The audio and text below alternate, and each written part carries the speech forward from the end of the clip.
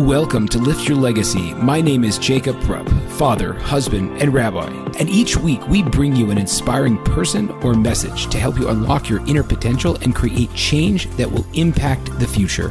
Thank you for listening, and let's get to it. With great power comes great responsibility. We are well aware of that. I think it's from Spider-Man. Actually, it's really not that profound. But this idea that the companies that are so prolific these days, the Facebooks, the Instagram, social media, have such power in our lives, and was really built out of a profound ability to understand the user and being able to control people to such an extent, and to have so much overall vision of what people are seeing and how and why, and dictating behavior. All of that crazy AI stuff, which is only to get more and more relevant.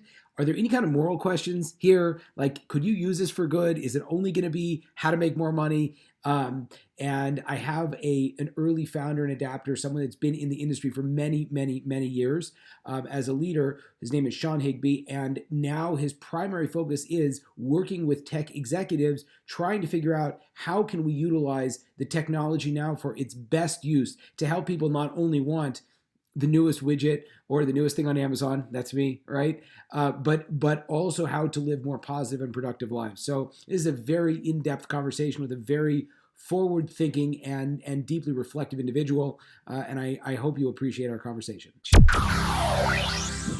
Ladies and gentlemen, as always, Lift Your Legacy is committed to helping you live a more authentic and meaningful life.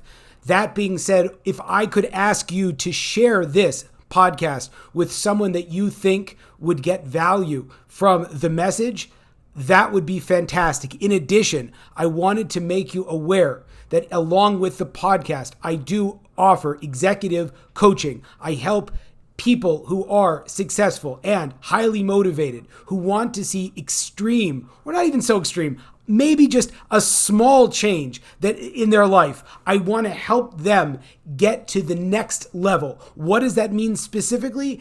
Creating more peace in your relationships with yourself, growing your business, clarifying your career. And even if you need a little bit of help losing some weight or getting more healthy, I do that also. I'm not for everyone, but for those people that are invested in making their life better and taking the next step, I highly recommend you consider me as a coach for you. Now, how do you get in touch? Well, you found the podcast. I wanted to tell you also my email, Jacob, my first name, jacob@liftyourlegacy.live. Feel free, please, to reach out there or on any or all of my social media channels. I'd be thrilled to give you a complimentary half-an-hour conversation to see if we might be a good fit to work together. And now, with no further ado, I ask you to please sit back and enjoy the show. I am thrilled to be very much out of my element because we have this amazing podcast studio that Sean has been so kind to let us use. Apparently, Tony Robbins and Deepak Chopra and all kinds of other great people have been recording in here. So we are in the shoes of greatness.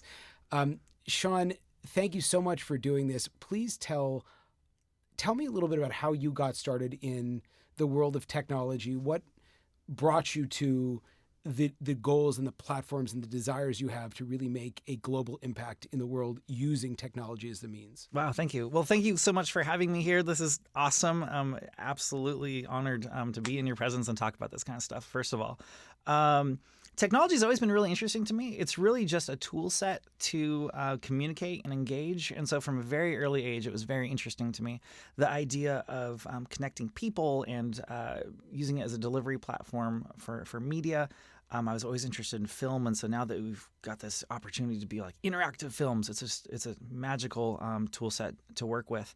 And now with the social media and just the levels of social connection that we can do with this technology is just really exciting. So I started when I was really young. I was making like websites for neighbors and things like that, and then created a startup when I was like 19, and then went to work for Disney for 5 years. I was technology lead over there. seeing to make sure we were making games and websites and other interactive experiences the right way. And so then, left that and to create an agency, another startup and an agency. So I'm just always really interested in using technology as a tool set to make really interesting things. But this is the absolute best time to be playing with all this stuff. So, Who are some of your early influences? oh my gosh. You know what? A lot of my influences really came from film and media outside of interactive, frankly. To me, the storytelling experiences in those media was much more interesting than anything that I could make my Nintendo do. I was very interested in what technology was doing, but I always knew that if you really wanted to pull someone in, at least for me, the Spielberg's my nickname growing up was Spielboy. So I was very interested in storytelling and creating engaging interactive experiences from there. Only later did we really get to the point where people like Hans Zimmer or someone like that is able to take these same cinema tools and create interactive experiences from them. But I'd say early on, really cinema inspired people. Like who? Yeah, I'd say Spielberg. Because of his way to connect with the audience, the way he told his story, the way that you felt watching his films, or what was it? Exactly. I mean, he makes you feel, he makes you cry. This alien can make you cry. But what's interesting about Spielberg is when he talks about creating experiences, he said if he wasn't in film, he would be an architect, because it is a medium where you can take people and make them feel things by looking around and hearing things. And so I think there are so many parallels to different interactive experiences and different ways to make people feel things that it's always fun to sort of look outside your own medium. But no, he's an amazing storyteller. And I think that we could all learn a lot just by storytelling in our lives, whether that's, being the hero of our own story or, guiding people through an experience that they would enjoy. Storytelling is an amazing thing. So I've always been really attracted to that. What's fascinating in that regard is that so much of what we think is just tons of information and that there's an endless amount of information. What is interesting that you sort of pointed out from a very young age is it's not necessarily about what you know, but it's how you feel. Yes. Because feeling is so much more of a driver of why we do things and why we become who we want to become. It's like, I don't remember what I learned when I was growing up, but I remember those couple of times this feeling happened to me, and as a result, I grew it or was destroyed in the process. So how do you take that and start to plug that into either your personal life or technology and how it's become so much more advanced nowadays that you can actually utilize interactive media to facilitate this sense of feeling and this sense of growth? I think that at the end of the day, technology is just a delivery tool set. And I think whatever our goal is, and most often our goal in interactive media is to make people feel a certain experience. And so you can tap into those traditional skills of making people feel attracted to this or making people feel a certain emotion. But where it gets even more intense now is being able to predict things and to be able to, okay, we know now how to make people feel excited very easily. We know how to get people to feel very concerned very easily. And that's been a very traditional way to get people to be emotionally involved with an experience. But now we can, for better or worse, really guide people down a certain path and say, you know what, now we want to make people feel this, or we want to make people sort of deeply engaged in this interactive experience. And we've got a lot of control. So talk a little bit about, because I think that's a fascinating that's a fascinating idea that we can control how a person feels, because in the 50s and the 60s, 70s, advertisers were effective in terms of selling products, but at the end of the day, they couldn't all they could measure was, did the user buy or not? Correct. But now we're at a place where we have the technological capacity to say, I want user X to feel Y, and I can actually take them through 5 or 6 steps in order to get them there. Yes. So how did that happen, and what are the risks and the opportunities for that? I think it came from measurement. I think it came from analyzing. I mean, when you look at film, we know if you play a C note, people are happy. That's why when you walk around a casino, it's all C, C, C, C, C, because it's very, I probably wasn't saying a C note there. But it's all the C notes because that's a happy note, right? And so that evokes certain emotions. And same thing with, someone like Spielberg. They know what note to play to make you feel a certain way. When E.T. has to go home now, we're going to play this chord because we know it's going to make people feel sad. We're going to show people cry. So we've always been able to control people's emotions and for storytelling. What's interesting now is we are able to do that on an exponential level and to really get a sense of not only can we play into those traditional techniques for people to feel a certain way, but we're also able to gauge where people are. And I think that's what's really unique right now is a social media network can predict whether you are depressed or happy or excited, and they're going to feed you content and speak to you in a certain way accordingly. And so that is an amazing opportunity to make people's lives, sorry, it's a little choked up there. It's an amazing opportunity to make people's lives more positive. But a lot of times it's used to push a product or to get people to stay in an app for a lot longer. I think in the very beginning it was an experiment when we would measure, say, we were able to get people to stay in an app for a minute longer or 10 minutes longer. This is amazing. But then we realized we're really good at doing this, maybe a little too good at making sure that we had an experience that people wanted to spend their entire day in. And so now I think there's a responsibility on our end now that we are able to measure the success of our ability to get people to do certain things. Let's take a really close look at what we're asking them to do and why and who's going to benefit if we are controlling these people's experiences, because we want to make sure that we are being responsible with this power that we have now.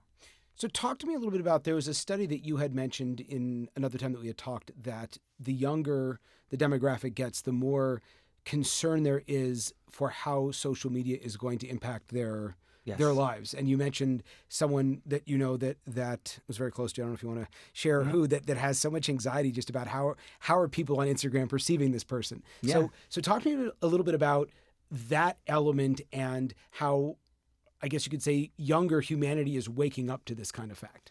I think the younger folks are understanding the level. I think they're understanding themselves on a really deep level, which is amazing. I think they're really able to determine the different components at play here. And the study I was mentioning to you was the younger you get, if you ask people how concerned they are about social media's impact on their life, they're more and more concerned about that the younger that they get, and they're concerned about their own addictions towards social media and things like that. And so as people get older, they're a little less concerned. But the youth, we're at a point right now where the youth are realizing, you know what, this has a control over me, and I'm not sure if I like that. And at the same time, you've got, youth suicide rates are at an all-time high.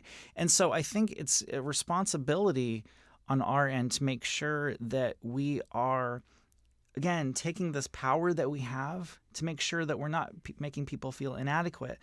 The person I was mentioning, 20 years younger than me, is, going through a rough time, just in life in general, as a teenager, but then also expressing that not only am I trying to do all these things with school, with my family, but also I have to keep up my social media presence. Like, who was thinking about self-branding on that level as a teenager while just trying to be a teenager?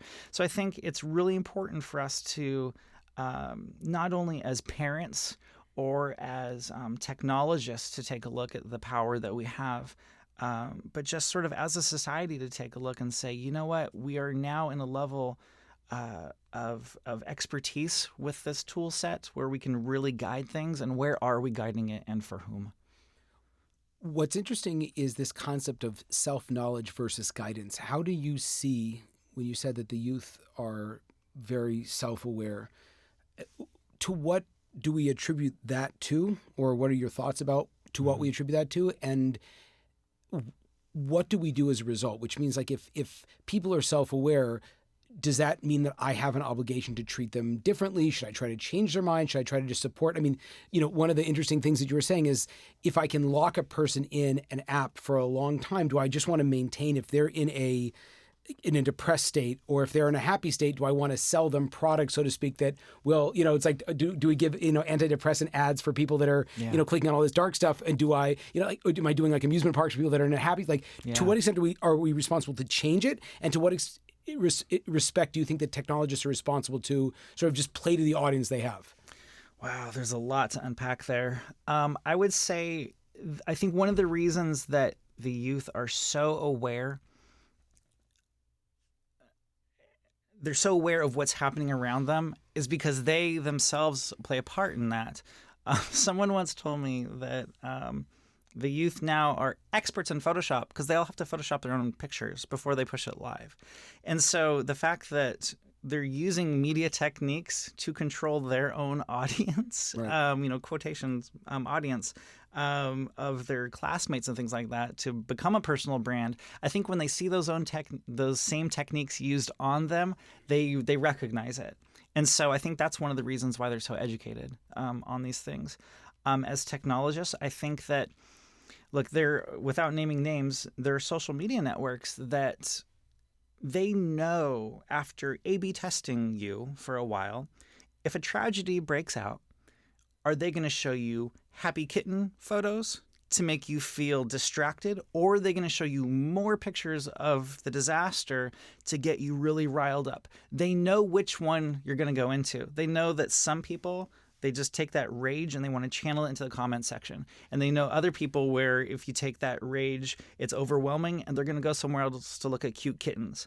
Whichever one you are, they know, and they will put you down that path. Now, we need to decide what is the end game here, because in technology and interactive experiences, it's all about how many seconds, how many minutes, how many hours per day can we keep people in that experience. That's a huge measurement of success. That's where the advertising revenue comes from, which is what's paying for all of this. So I think that it's really important for us to decide, yes, this person, if they're filled with rage, is going to spend more time in our interactive experience. But do we just want to be a rage catalyst? Or maybe we can sort of get them down a path of, let's channel that into something positive. And so I'm working with Jeanette Schneider, who you know, brilliant, on this app that is taking people's sort of mental state. And we are saying, you know what? You're probably filled with some, maybe you're excited about work. Maybe you're not having a great day because we see, these behaviors might not be super positive. So we're going to guide you towards some things that could improve what you're dealing with right now. And so I think there's a huge opportunity for us to take the same data that would channel people's interests in escapism or rage, and instead sort of point that inward and say, you know what, let's channel this and really focus on, what is this making us feel? How could we take this and make a positive out of this? And just really being mindful about the emotions that we're getting out of the situation to sort of better ourselves. There's an opportunity there. It's really exciting. Not to sound cynical towards the excitement, but if advertising revenue is paying for all of this, yeah, and we know in the world of any kind of sales or marketing that once you can get a person to feel a certain way, mm-hmm. they become far, if you don't have a person emotionally bought in, mm-hmm. the buying experience, I'm assuming, drops significantly. Mm-hmm. And that's why advertising is what it is that, you're playing to a certain type and you want to get them emotionally invested in buying the product. If the app or the movement is to bring a person, and this is something else that hopefully we'll get into, mm-hmm. The concept of mindfulness, this idea of coming back to center, of yes. acknowledging, the world isn't terrible, I just feel a little bit off today. Yes. And if I could bring myself back to center, then I'm not going to be so anxious, frustrated, freaked out, upset yes. about the world. Are we going to run into a brick wall and eventually the advertisers are going to say, you're not helping us make any money? That's an interesting question. I think that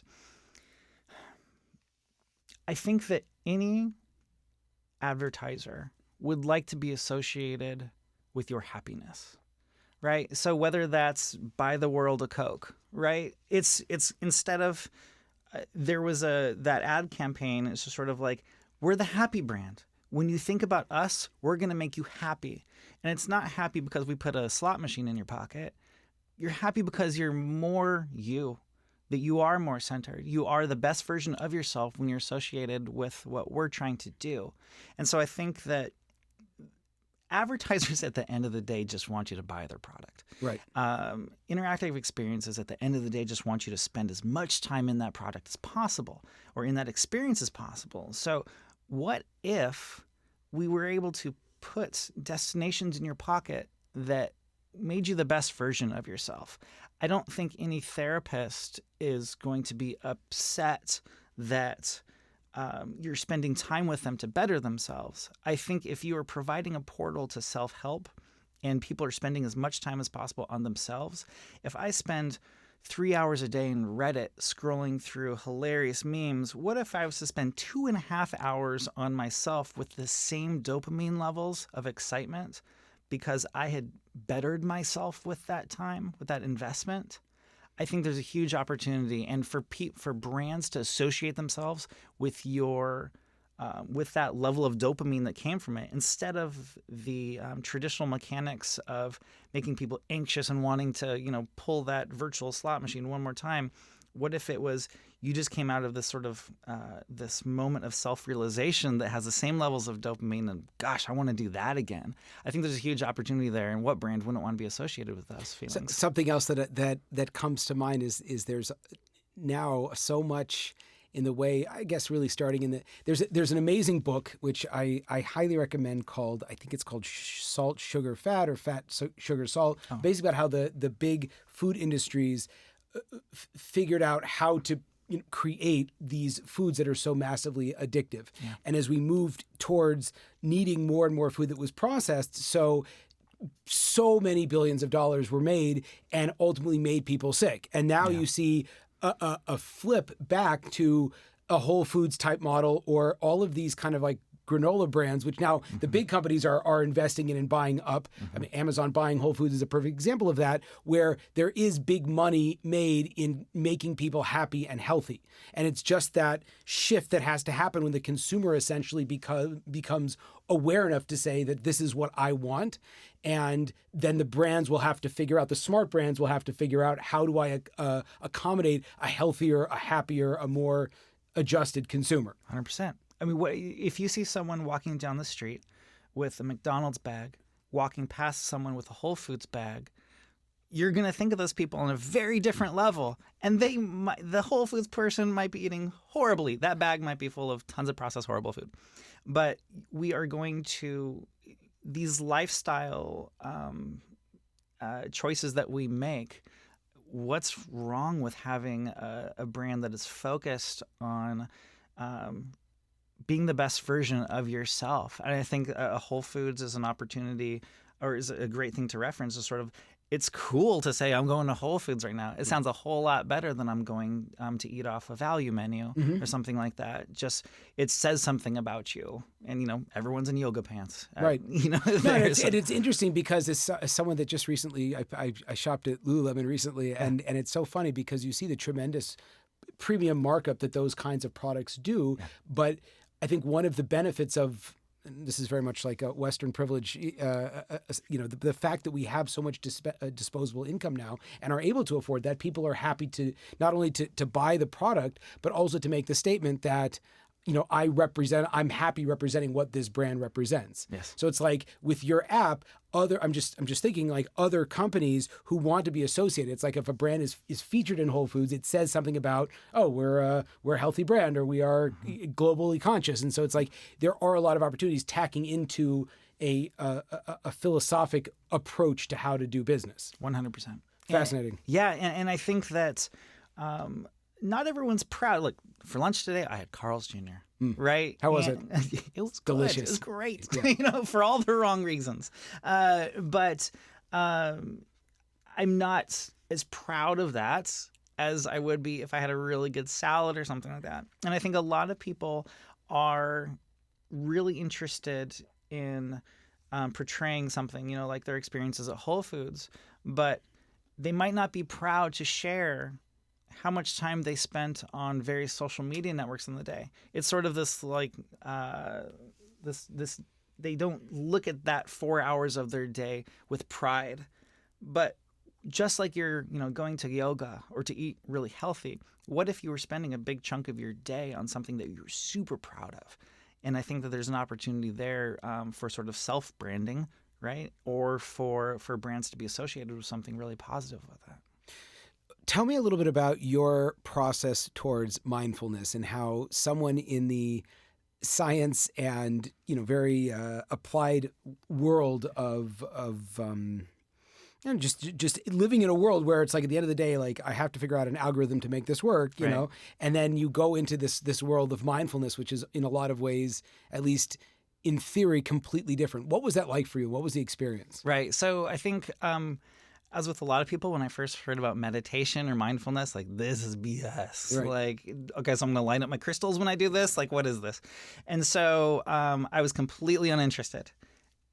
I was hearing more and more about it in the context of science. And UCLA did some amazing studies where they were putting people in a functional MRI, which is sort of typical MRI is just sort of a flash, a snapshot of what's going on in a situation, where the functional MRI is like a video. And so you can see like, okay, if someone is thinking about a loved one, it lights up this part of the brain or something like that. And so they were doing functional MRI studies where they were seeing people meditate, and they were seeing areas of the brain light up and that were really positive. And it's like, oh, okay. Once I hear a few studies like that, I think I probably needed to hear that a few times before I broke down and Googled, okay, what is this whole mindfulness thing?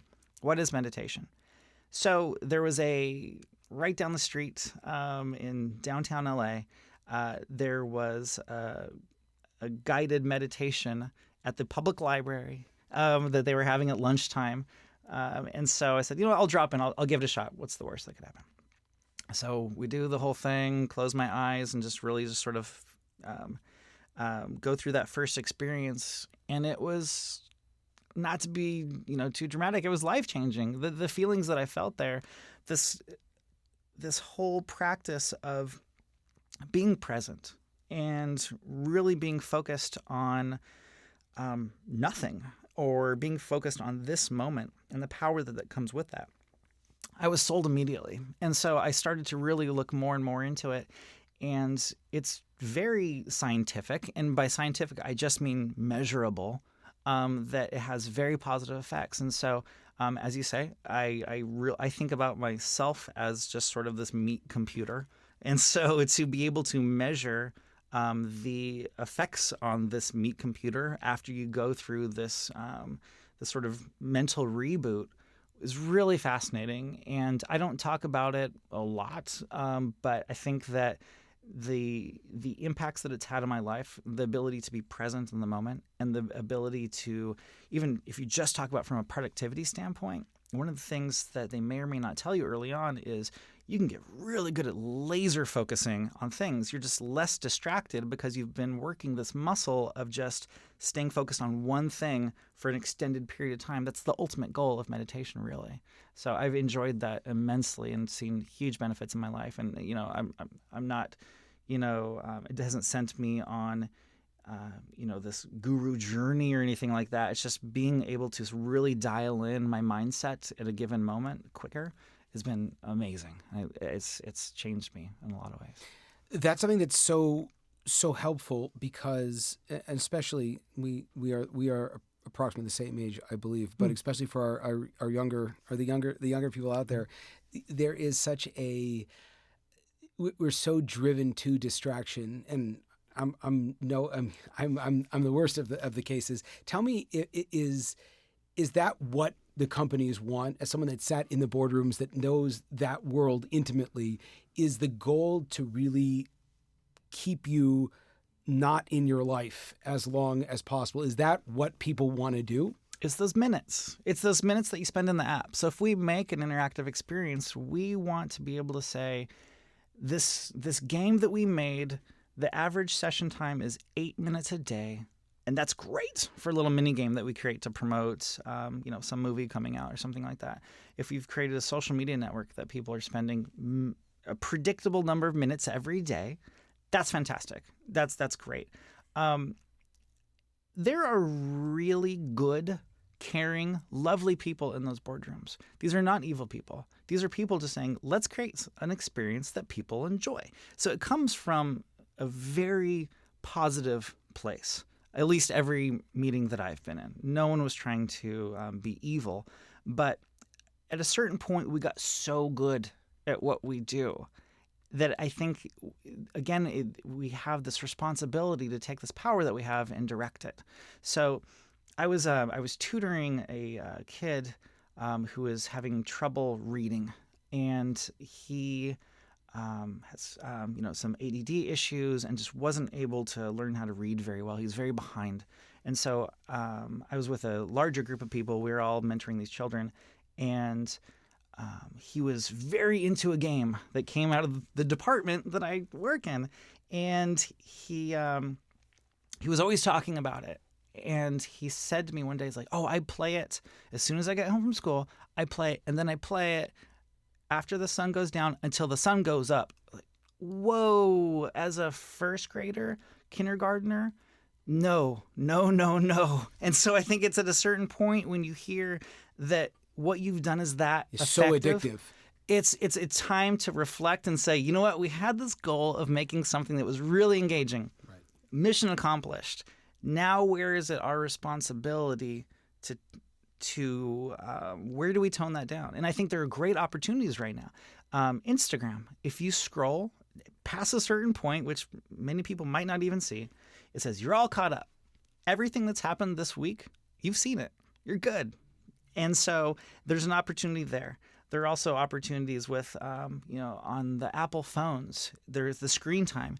You can look right now and see how much time you've spent reading the news or on a social network. There are opportunities where there are measurements to keep yourself accountable, and I think those are steps in a really good direction there.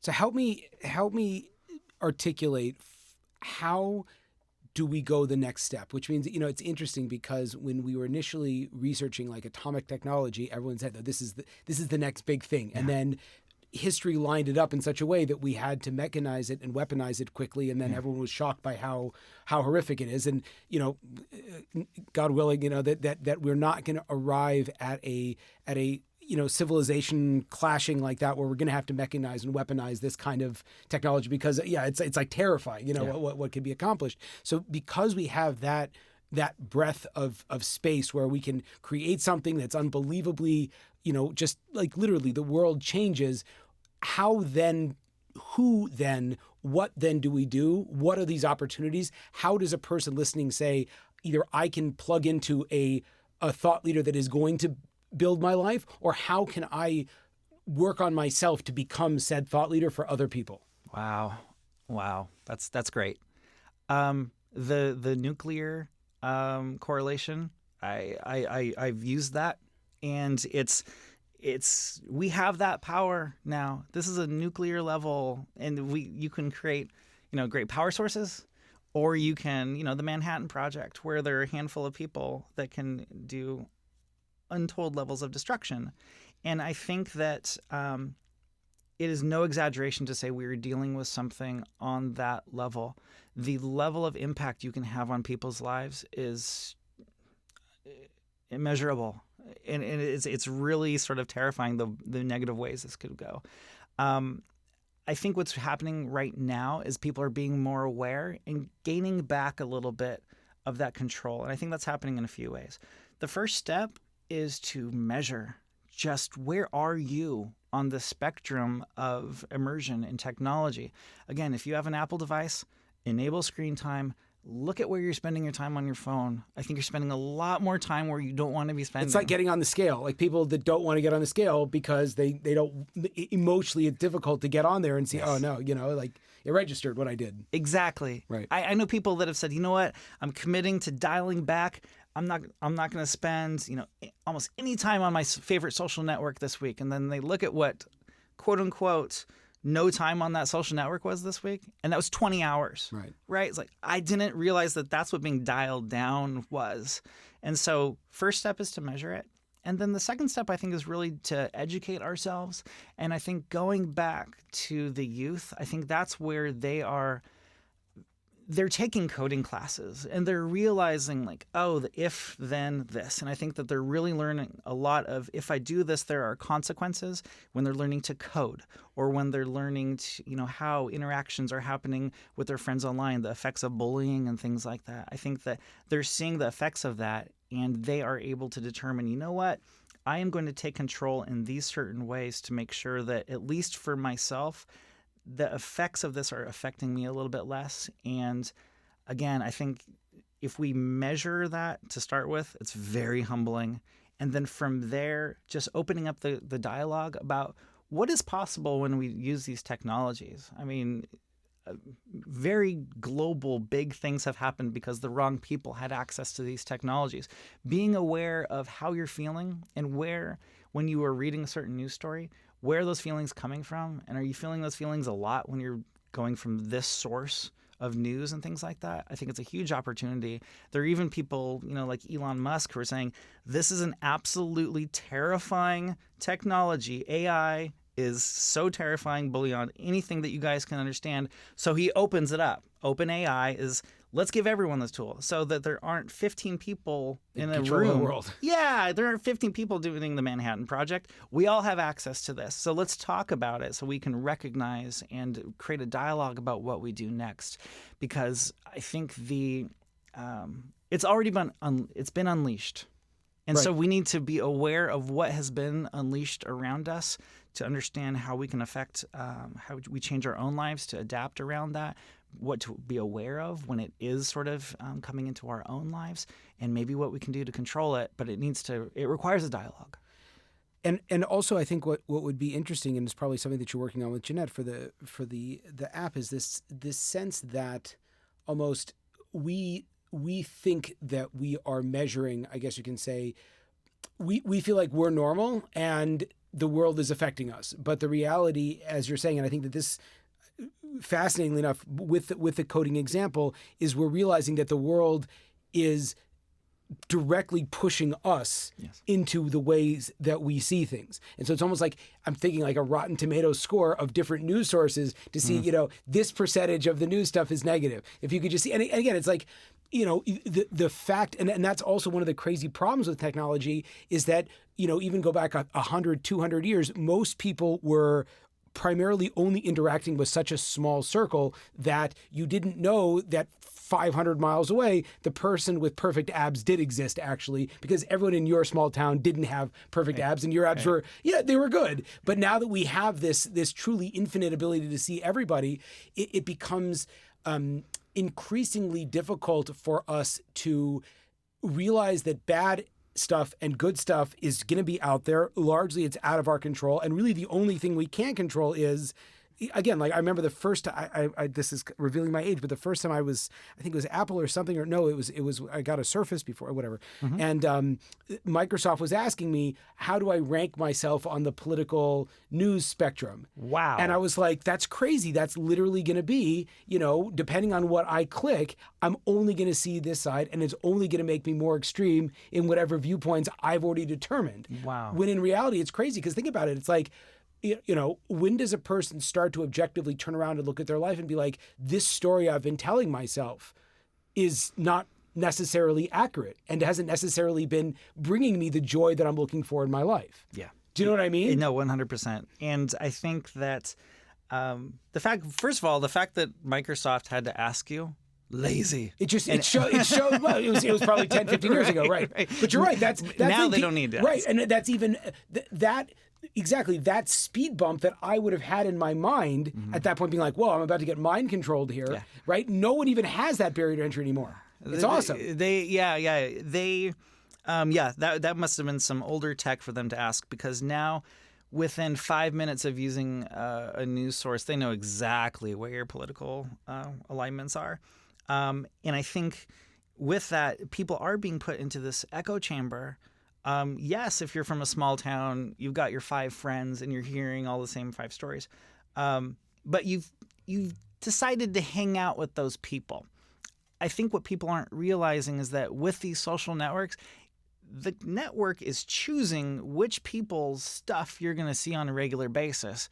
And we're going to choose that because you are going to spend more time in our experience if we put you around those people. If we put you in an echo chamber where everyone thinks like you, every once in a while we're going to put the guy that you all are going to hate right in the middle of it so you can all gang up on him and be angry at him. That was all planned. That was planned so that you will even feel this stronger tribal association with those 5 people that you're always seeing online, and every once in a while drop in a villain. It's a game. It's so crazy to say that explicitly, because you see, you know, again, like every negative, or I guess positive also, but we hear about the negative. It's like, you know, in terms of racist groups or groups that, you know, like promote violence. It's like these are people that don't have this outlet. It's not seen as a normal outlet in their small group of friends, but then they can jump online and they can find an infinite number of people that support them. Yeah. And then what they're not realizing is someone else, i.e. the platform, is benefiting by engaging them and spending that. They say, well, it's a win. It's meaning you know, not to get into prison reform, but prison reform is a big problem because a lot of people go into jail and come out much more societally unproductive because they've just spent their last X number of years dealing with people that are not able to properly, you know, find their way in the world, so to speak. So it's not like it's rehabilitating at all. It's actually the opposite, right? So the fascinating thing is it's like, and I know this is turning it from a negative perspective, it's like the prison system makes money by having people that need to be in prison, so to speak. Wow. Right? There's too strong of a correlation there. It's a crazy thing, though. It's like, so therefore it's going to create a system where more and more people are going to have to go to prison, and no one really cares that your life is messed up because now the 5 people that you surround yourself with are convicts that have, unfortunately, it's like, and again, it's like these are all concepts that are so fundamental. It's like in the war on drugs. It's like if you make drug addicts bad, so then the feelings of why they started using drugs in the first place, which they felt socially isolated and unhappy, it's only going to go up, which then increases how much drugs they need, how much drugs are going to cost, how much money can be spent on prosecuting the drugs and rewarding the people that prosecute it. So it's like, it's a crazy thing that no one at the ground level, or at least potentially no one at the ground level, the user themselves, can say, well, maybe if I didn't hang out with negative people all the time, I wouldn't feel so negative. Mm-hmm. So now how do I change my algorithm to be like, no, just put me with people that are happy? Oh, this is so perfect. And I've never thought about those as a correlation, but it's so similar because a drug addict, the more that you are rejected by society, you're going to need to do some serious self-soothing because you're a reject now. What's the best way to do that? Get some smack. More drugs. Right. And then you do things that make you feel, you know, like no one looks back at themselves at their lowest point and is proud of where they are. Mm-hmm. They feel even worse. It's like, well, I guess I did have this capacity within me to sell my body or rob or steal or kill for trying to feel good about myself. So I must be even more trashy. It's such a horrible cycle. Yeah. And I think what's the most terrifying thing is people that are deep into drugs or have been in prison repeatedly, they know that they are in that situation. So many people that are in that same cycle, just, I'm just checking up on my friends. Right. So that's when they're on social media or any other sort of very immersive, interactive experiences. I'm just checking up on my friends. I'm just having a conversation. So they don't realize that they are being manipulated. All their negativity or positivity is being curated to create this user experience. So that's why you're saying you need some kind of a body, because it's not a bad thing. The technology platforms are not, by definition, they're a business. So a business's job is to create revenue, to create opportunity. It's like, you know, you have thousands of people that work for you. Well, you got to pay for them somehow to keep them, to keep that system going. Yes. So they're focused, not in a bad way at all, to providing the maximum value for the investors and for the company and for whatever it might be. And no one's really asking this user, this guy on the ground, how do we save that person? How do we put that person in an environment? It's like if you would just take a drug addict, and it's like, it's crazy. It's like in Jewish law, there's not actually prisons if a person steals because they can't afford it. You make them be a part of a family that will rehabilitate them. Wow. So they're around people that aren't and the people that are rehabilitating have to treat them better than themselves. Wow. So it says, again, the word master and slave is completely not the right word to use, especially the modern nomenclature, but it says if a person would bring in this person to whom it has to be rehabilitated, they're accepting a master upon themselves, because if there's one bed, then it's like the person that needs the help is going to get the bed. So they feel loved, they feel appreciated, and then they can walk out and they say, I can do this, because at the end of the day, that's all it is. It's like there was an amazing. I'm riffing and I apologize. Like if you look at in 2008, Mike Tyson put out it was like a biographical thing on Netflix, which is amazing, and he had someone that believed in him, and it so changed his life.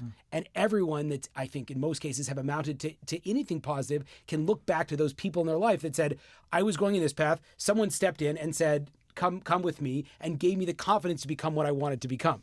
So who's doing that for the billions of people that are using social media nowadays? Nobody. You are. You and Jeanette are. But the point. I think that's the most important thing. That as a person develops more and more self-awareness, they have to appreciate just how important their surroundings are, and how do they change that algorithm to promote more stuff. 100%. This is so profound. Everything that you're saying here. I think this is probably why you have people chasing after masterminds. And it's like, I need to be surrounded by people that are heading in the right direction, because I've realized that left to my own devices, that I'm just not heading in the right direction. I think a lot of people are voicing that. I've heard so many people say, I want someone to be accountable toward. I want to be heading in the right direction. So I think that's why business coaches and personal coaches are just so important now, to find someone who will keep you accountable, have you pointed in the right direction, because there are so many other forces at play here that are pulling you away from where your ideal version of yourself is. Right. And it's so hard to fight against all that on your own. So to have someone who's holding you accountable, I think it's huge. And to have a great structure around you, whether it's the right friends or a mastermind or personal coaches to guide you in that, I think it's now is more important than ever to do that. And even people that don't have those things in their lives, you hear the conversations about them wanting something like that. So I think that's probably where a lot of this stuff is going. And I think there's a huge opportunity for us to take all these technologies that got people to feel one way and to point in the other direction and say, let's make a better version of yourself. Right. And I think there's a huge opportunity there. And there are some people that are doing that. And I think there's a certain level of fatigue that's going to come from being pulled and pulled and pulled towards things, towards a version of ourselves that people are not enjoying. And so, like, I went to Japan a few years ago, and I was so excited to see all the latest technology and, working in the apps. But it's like, oh, I can't wait to see what phone they're using. It's probably like virtual reality holograms. Like, I can't wait to see what people are doing. Everyone's on a flip phone. Really? Because they're over it. They're like, you know what? I've been receiving so many alerts and notifications and all this stuff. Like, I just can't anymore. The trendy thing was to have a flip phone because I just need to disconnect. This is too much. They put a mask on. It's supposedly, to prevent, spreading sickness or getting sick. But a lot of my friends pulled me aside and said, you know what? It's really because we're just tired of just being on all the time and being so connected to all these technological pulls and things like that. And so I think we're getting in that direction here also, where it's like, this is exhausting. So what can we do to be pointing ourselves in the right direction, to be looking inside a little bit more? And I think there's a huge opportunity. I think we're hitting that fatigue point here as well. Which is I guess there's two positive, very positive components here. Which is, first of all, as I'm hearing you say, that we are developing you and the people that you are involved with, and the people that are at all the upper echelons of these technology companies are starting to appreciate that we do have to use our tremendous resources and begin to build a tide going the other direction, which is it's not just about time in engagement, but now that we can keep them engaged, now let's push them towards a good thing. Yeah. And the second point, which I think is unbelievably important for just in terms of perspective, is that there is always a return back to center. And just because we are whatever, like everyone says, it's like, oh my gosh, the kids, the kindergartner that's playing games all night long, you could very easily take that in a very negative way and say, wow, the youth are screwed. No one's going to sleep anymore. Just going to be zombies all the time. Or what you can do is to say that we are now at an extreme and we will slowly move back towards a center, and the center will be a more intelligent center. It's not like, again, we're not going to go back to the dark ages because, like you said, you can't put the genie back in the bottle. Right. But once you realize that you just look at your life and you're like, I don't know if I want all this stuff, you know, and I can have it. And oftentimes when you walk away, it's a beautiful idea, not to go back to the dieting example, but it's the same thing. It's like if a person cannot be in the same room as cake, that's one level. And so the smart person is not going to be in the room with cake. Just get the cake out. But ultimately what we're looking for is a person is so into health and fitness that they can be around cake all the time. And it just, no, thank you. Or if I have it, I'll get the immediate sugar rush, the shortness, and I used to be able to eat like 5 bagels in a row and it was like amazing, right? But like now, like one bagel, I can't even eat one bagel. You know what I'm saying? It's like, it's a crazy thing. So it's just that it's that confidence in human nature to be able to find ultimately a golden mean on a mass scale, I guess. I love that. I think there's an amazing book called The Power of Habit, and it talks about... That's not Atomic Habit. That's called The Power of Habit. Yes. Right. Okay. Who wrote that one? Oh, on the spot. I do not know that. We'll look it up. Yeah, we'll put it in the show notes. Yes. Amazing book that talks about there are triggers. In order to find your habits, you've got to identify the trigger for these habits and then replace it with something else, right? So, yeah, love cake. Can't get enough cake. Cool. How about we try to just go in the gym for an hour? I know you don't think you're a gym person. Let's just try it, because something that we all discover is that is addictive as well. So if you're going to be addicted to something, why not, if a hard day at work triggers you to want to do some self-soothing and you want endorphin rush, tell you what, instead of reaching for the cake, just hear me out. Go run on the treadmill for a half hour while listening to your favorite podcast, right? Try it and feel what that feels like. So taking that same trigger, replacing it with something else, I think there's a huge opportunity there. And if people are going to be doing this own self-discovery and if they're going to be moving themselves away from the experiences you've built, then maybe it's time to build something that's in the more positive direction. So I think there's an opportunity for, capitalistic technologists to create an opportunity where people are going to go in a direction that makes them feel good on a large scale. Be a gym rather than a bakery. And I think there's an opportunity there. And just really quickly, with that child, he was so hooked in that game. And so what I did was, I don't know if this was, the perfect solution. He was so into these characters. I said, you know what? That's great. I'm going to get you a stack of books on the characters in that game you love, because you might be seeing this side of them, but they're going on adventures that you don't even know about. So let's read these books about what that character and this character are doing not in the game. And so he was able to read more in those books because he was so invested in those characters that he wanted to be involved in as many ways as possible. So instead of staying up until 6 o'clock in the morning to play as many games as possible with those characters, what if I can read about them? And it got he was able to sit down for longer than he'd ever sat down before. I get so excited by that concept, because so often with the work that I do, and I guess whatever in the world that I'm in general, there's so much negativity. Like you're saying, like, oh gosh, I wish I liked going to the gym, or I wish I didn't like all these things. And we spend so much time upset about what we don't like, but the reality is if you connect it back into what you do like, that has so much more horsepower to drive the right kinds of habits. Yeah. Exactly the point. It's like, I need to feel good, And so I could therefore smoke a pack of cigarettes, or I could listen to an inspirational podcast, right? So the way that on a superficial level, a lot of people are like, well, I like cigarettes. What am I supposed to do? And that's true, right? But on the flip side, you could say, I have an addictive personality. Let me just find something I can be addicted to that's going to get me down the road where I want to go. Yep.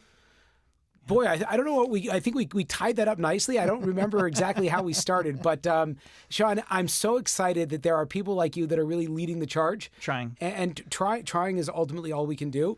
And I want to wish you a tremendous amount of success in the upcoming endeavors. And I very much hope we can continue this conversation because as you said, hopefully if we can just be that boat in the tide, or even the tide, or starting to become the tide itself, I think there's a tremendous amount of we keep using the word opportunity, but it's very inspiring to be a part of the process and very inspiring for how we view the future. Thank you so much, and thank you for having these conversations that are showing people what a better version of themselves can be, and to point people towards like, what if this version of yourself existed? And so for you to be doing that on a regular basis, to be sharing that, is inspiration for the rest of us, in the morning, to listen to you and thinking about the best version of myself. That is a perfect way to start a day and to have the rest of our day or week pointed in the right direction. So thank you for doing that. I didn't pay you for that, just to put that out there, but I will send you after this.